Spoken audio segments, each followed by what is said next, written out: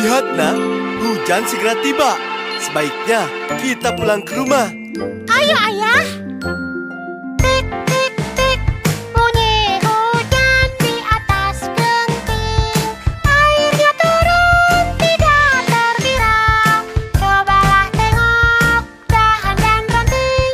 Pohon dan kebun basah semua.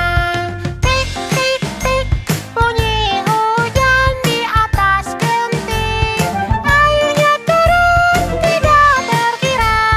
Cobalah tengok dahan dan ranting.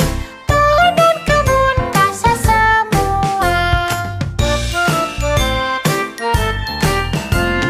Tik tik tik, bunyi hujan bagai bernyanyi.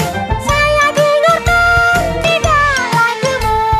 Kebun dan jalan semua sunyi. Tidak seorang berani lalu.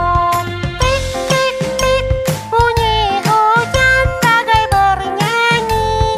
Saya dengarkan tidaklah jemu. Kebun dan jalan semua sunyi. Tidak seorang berani lalu.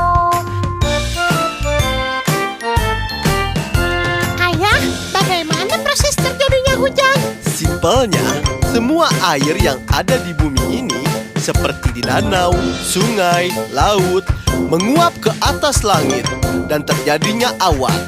Ketika awan sudah menghitam dan tidak bisa menampung air, terjadilah proses hujan.